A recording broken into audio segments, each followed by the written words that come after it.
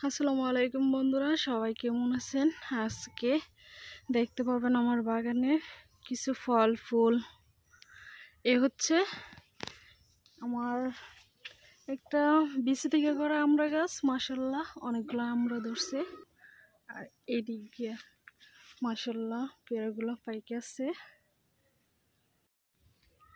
আর এদিক দিয়ে একটা সাগর কলা গাছ বৃষ্টির সময় পড়িয়া ভাঙ্গে আছে।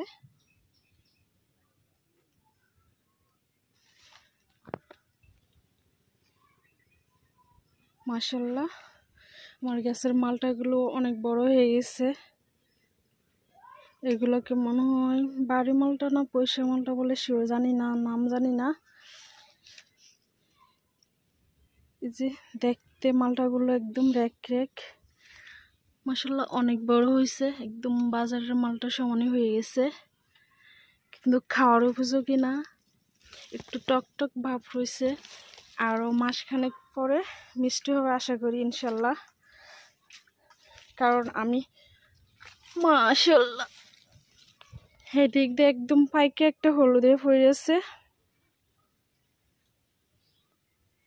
এই যে কবে পড়ছে জানি না, কিন্তু পইরা একদম নষ্ট হয়ে আছে।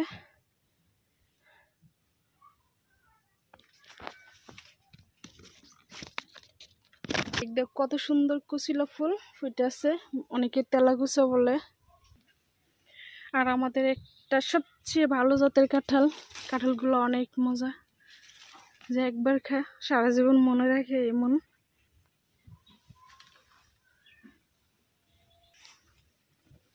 আর এই যে আমার পোশাক গাছগুলো আমি এই ব্যাগের মধ্যে লাগাইছিলাম, মাশাআল্লাহ দেখুন কত সুন্দর হয়ে গেছে।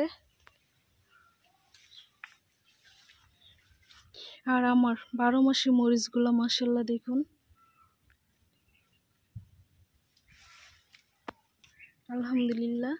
এদিকে আমার দুইটা বেশি থেকে করা আমড়া গাছ ছিল, একটা আলহামদুলিল্লাহ অনেক বড় হয়েছে। আর এদিকে আদা লাগাইছিলাম, মাশাআল্লাহ আদা গাছ অনেক বড় হয়ে গেছে। আর এই হচ্ছে আমার ড্রাগন গাছ। ওইদিকে মাশাআল্লাহ পেঁপেগুলো মাশাআল্লাহ অনেক বড় হয়ে আছে। এই যে কিছুদিন আগে মরিচ গাছ লাগাইছিলাম, মাশাআল্লাহ এদিকেও মরিচও ধরে আছে। এই যে সাদা মরিচ, সবুজ মরিচ, দুই জাতের মরিচ লাগাইছিলাম, মাশাআল্লাহ মরিচগুলো বড় হইতেছে। আর একটা পাইকেও গেছে।